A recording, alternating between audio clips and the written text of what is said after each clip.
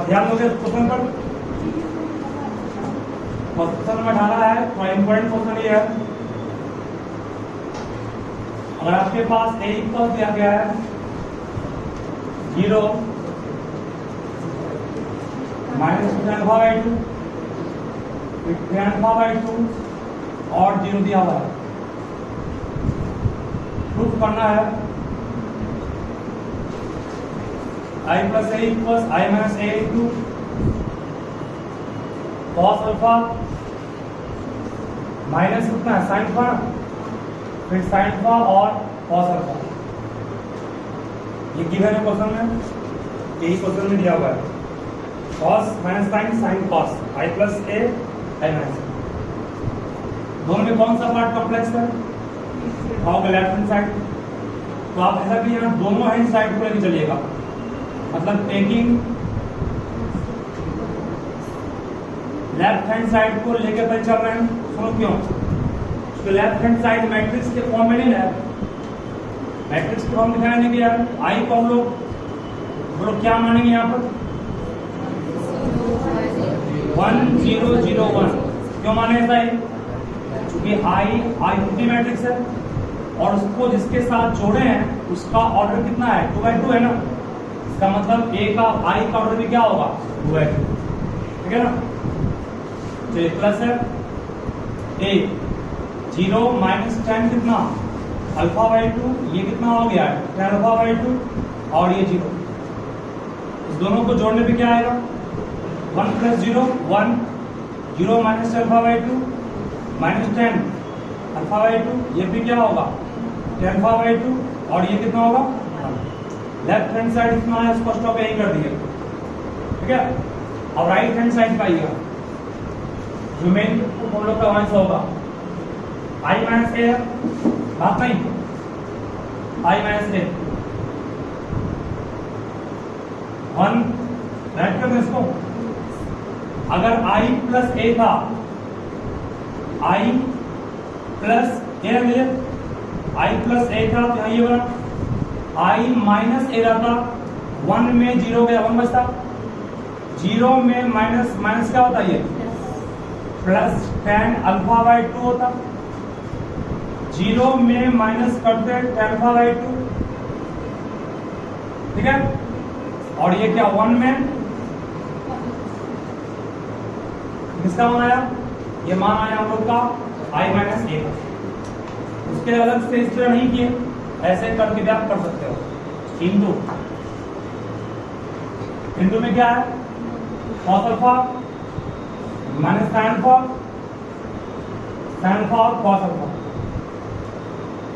छोटी बड़ी दोनों मैट्रिक्स का ऑर्डर क्या है 2/2 यहाँ इंटू है ना, ये भी 2/2 है और ये भी क्या है 2/2।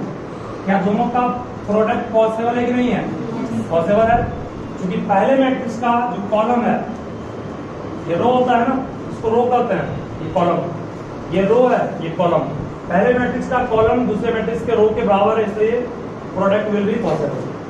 अब जो नया मैट्रिक्स बनेगा निश्चित रूप से उसका प्रोडक्ट भी आप निकाल तभी पाइएगा जब उस कॉस को और साइन को भी tan के रूप में कन्वर्ट कीजिएगा। वहीं आप लोग वहीं पर आप लोग उलझे होंगे, tan के रूप में कन्वर्ट करना पड़ेगा किसको cos को और sin को।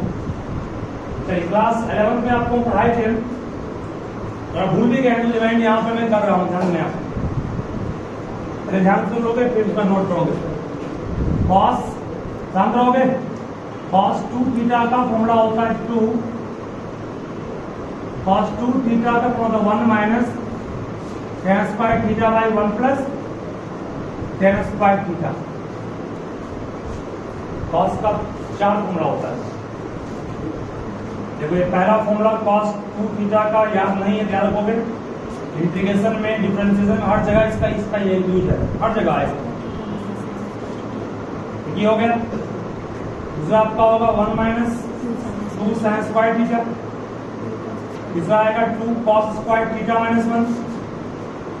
और चौथा होता है 1 minus tan square theta by 1 plus tan square theta. अब यहाँ पूछो से फॉर्मूला लाए कहाँ से? देखो ये cos 2 थीटा को theta plus theta x plus y पर तोड़ सकते हैं। इसको कॉस स्क्वायर को 1 माइनस साइन स्क्वायर कहेंगे, ये आ जाएगा।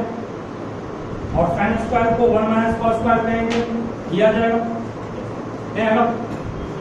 उसके बाद फिर लास्ट वाले में क्या करेंगे?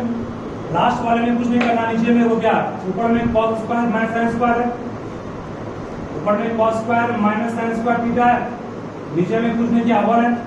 1 को बिल्कुल तुम लिख सकते हो क्लास 10 के फॉर्मूला से, cos square plus sine square है कि नहीं? अब dividing numerator and denominator by cos square, cos square by cos square 1 हो जाएगा, sine square by cos square tan square हो गया, cos square by cos square 1 हो गया, sine square by cos square क्या हो गया, आ गया अपना ना। ये चारों फॉर्मूला हाईली इंपॉर्टेंट है पूरे इंटीग्रेशन डिफरेंशिएशन के लिए, इसको आप ध्यान रखिएगा, हम दिखाएंगे ऐसे बाद में पढ़ाएंगे। चलिए अगले स्टेप में करना क्या आपको है, स्टैंड को कुछ नहीं करना है, जैसे था वो रिमेन सेम रहेगा, स्टैंड को डिस्टर्ब नहीं करना है। चलिए उसके बाद इस कॉस को क्या लिख सकते हो, जस्ट था मैंने कॉस थीटा को कोई बोल सकते हो क्या लिखाएंगे यहाँ पर, पढ़िए कॉस थीटा को क्या लिखें,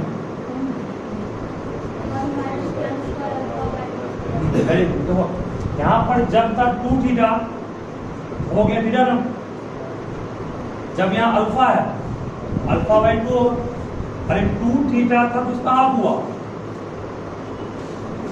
उसी कंसेप्ट में क्या आएगा 1 minus tan square alpha by 2, ये कितना हो गया, फिर यहाँ भी कॉस है, या इस जगह पर कितना आएगा, इस जगह भी कॉस ही है ना, इसको करो तो 1 माइनस कितना होगा tan square alpha by 2 by 1 plus tan square alpha by sine alpha का भी फॉर्मूला होता है, तो साइन थीटा का फॉर्मूला होता है 2 थीटा का 2 tan theta by 1 plus tan square theta. जब यहाँ 2 था तो क्या हुआ, क्या हो गया, जब यहाँ थीटा है तो उसका हाफ नहीं होगा, -2 tan क्या होगा अल्फा बाई 2 बाई कितना 1 plus tan square alpha by 2, यहाँ वही होगा 2 tan अल्फा बाई 2 बाई कितना 1 plus tan square alpha by 2, ठीक है। चलिए अब इस दोनों को गुना तो कर लीजिएगा, आराम से गुना कर लोगे ना, इसको इससे करोगे, इसको इससे करोगे, फिर इसको इससे कीजिए फास्ट गुना कीजिए, 100 रुपये में जितना जरूर बचेगा, बच गया तो सही है, नहीं बचा तो आप गलती कर दो। इसको 1 को इंटू करोगे, इससे कितना आएगा 1 minus tan square alpha by 2 by कितना 1 plus tan square alpha by 2, सही है। फिर ये गुना इससे होगा ना, tan अल्फा बाई 2 को गुना करोगे इससे क्या होगा, प्लस कर देंगे 2 tan square alpha by 2 by कितना 1 plus tan square alpha by 2। किन्हीं को यहाँ तक समझने में दिक्कत है बोलोगे, इसको गुना इससे किए, रिमेन से उतर गया, बीच में देते हैं प्लस, प्लस दिए, tan अल्फा बाई 2 को गुना करोगे इस पूरे से ना, tan इंटू tan कैंसिल करोगे तो 12 गए। चलो अब फिर बताओगे तुम सिस्टम क्या लिखें इसके बाद, यहाँ पर इस जगह पर बोर्ड देख के करो ना, फिर कॉपी में दे सोच करते हैं, इसको इसे काट लिए ना, अब ये गुना इससे होगा ना, क्या लिखाएगा 1 into -2 tan alpha by 2 by 1 plus है, उसके बाद बोलो आगे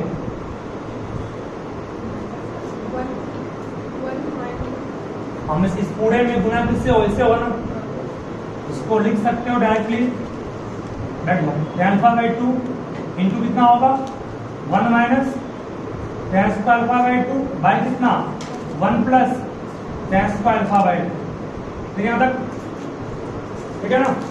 चलिए उसके बाद फिर क्या होगा तुम बताओगे, यहाँ क्या लिखे -tan अल्फा बाई 2 ब्रैकेट करना पड़ेगा 1 minus tan square alpha by 2 by कितना 1 प्लस tan स्क्वायर अल्फा, सही है, ठीक है ना। और फिर क्या होगा प्लस कि minus, plus 210 alpha by 2 by कितना 1 प्लस, काम हो गया इसका ना। अब इसको गुना इससे करोगे ना, कितना आएगा minus minus plus 210 square alpha by 2 by कितना 1 प्लस 10 स्क्वायर अल्फा बाई 2, फिर 1 इंटू इतना करेंगे क्या आएगा, और इतना आएगा 1 minus 10 square alpha by 2 by 1 plus 10 square alpha by 2। किसी को दिक्कत यहाँ तक बोलोगे, ठीक है। तो इसके बाद सॉल्व करना भी आसान है, थोड़ा ध्यान दोगे तो। और ये इंपॉर्टेंट क्वेश्चन बिल्कुल मान लीजिए पूछता है एग्जाम में। अब इस दोनों को जोड़ो, इसका कैल्शियम क्या वही रहेगा ना, कैल्शियम क्या इसका होगा 1 प्लस 10 स्क्वायर अल्फा बाई 2, ऊपर में आएगा 1 माइनस 10 स्क्वायर अल्फा बाई 2 में जोड़ेंगे किसको 2 10 स्क्वायर अल्फा बाई 2, काम हो गया इसका। इस दोनों का भी अगर एलसीएम लोगे, एलसीएम कितना आएगा 1 प्लस 10 स्क्वायर अल्फा बाई 2 आएगा, ऊपर में क्या आएगा माइनस 2 10 अल्फा बाई 2 प्लस कितना 10 अल्फा बाई 2 माइनस कितना 10 अल्फा क्यूब हो गया ना, ठीक है, सही है ना। चलो इसको अब सॉल्व करो, कितना आएगा, इसको भी करना फिर भी ना, बहुत बड़ा आता है, इनको मिलाना पड़ेगा उसको। लास्ट वाले टर्म का क्या होगा 1 plus 10 square alpha by 2 2 10 square alpha by 2 minus plus 1 minus कितना 10 स्क्वायर अल्फा बाई 2। और अब इसको सॉल्व करने पे कितना आया 1 plus 10 square alpha by 2 by 1 plus बात नहीं 10 स्क्वायर अल्फा बाई 2। इसमें अगर सॉल्व करोगे तो बचेगा minus alpha by 2, minus common निकालो, क्या बचेगा माइनस कॉमन निकालोगे 10 अल्फा बाई 2 कॉमन निकालोगे, हमारे ख्याल से बचेगा माइनस कॉमन निकालने के बाद 1 plus 10 square alpha by 2 by 1 plus 10 square. इसको सॉल्व करोगे ना माइनस कॉमन निकाल करके कितना आएगा, उसका नीचे भी करोगे, नीचे में आपको आएगा 10 अल्फा बाई 2 कॉमन निकालोगे अगर तो आ जाएगा 1 प्लस कितना 10 स्क्वायर अल्फा बाई 2 बाय कितना आएगा 1 प्लस 10 स्क्वायर अल्फा बाई 2। और लास्ट वन टर्म में क्या आएगा, लास्ट वन टर्म में डायरेक्टली सॉल्व करोगे सिर्फ तो 1 plus 10 square by 1 plus 10 square आएगा। ये कट गया, ये भी कट गया, ये भी कट गया ना, क्या बचा 1 माइनस 10 अल्फा बाई 2, ये क्या हो गया अल्फा बाई 2 और ये क्या हो गया 1, क्या हो गया ना दोनों तरफ से आई प्लस ए का मान लिया था ना और इसका मान लिया है, दोनों सेम आ गया, दोनों सेम आ गया, दैट मींस कोर्स कंप्लीट हुआ। बस यहाँ फॉर्मूला 10 साइन अल्फा बाई 2 लगाए हो, मतलब ये फॉर्मूला लगाया, ये मेन था, इसको ध्यान रखिएगा। उसके बाद सिर्फ मल्टीप्लाई हुआ है और ऐसे लेके सॉल्व किया गया।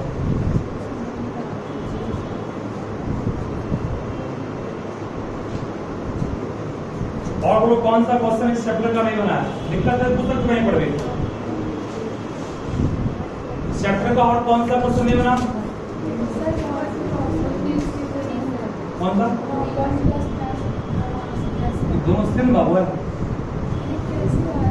ये कैसे आया 1 है, ये 1 रहा, 2 में 1 गया, 1 बचा, इसको भी यहाँ किया, इसको भी किया, इसको भी क्या 13.2 में कौन सा क्वेश्चन नहीं बना, पूछिए फर्स्ट में 19 और 21 22 बन गया।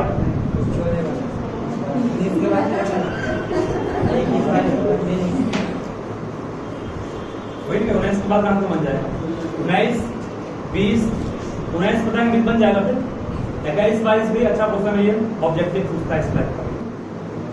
देखो 19 नंबर को पहले क्लास 8 के बेसिस पे बनाना पड़ेगा, तो इसको 12 पे सेट करना पड़ेगा, ध्यान देना अच्छे से।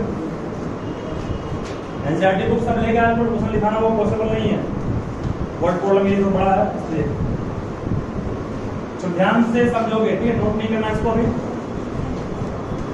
डन।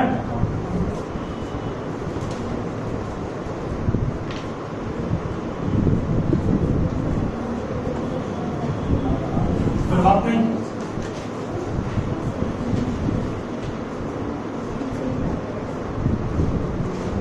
पकड़ो बेटा, इतना कर लिया है, क्लास 8 का बच्चा भी सॉल्व कर लिया उसको।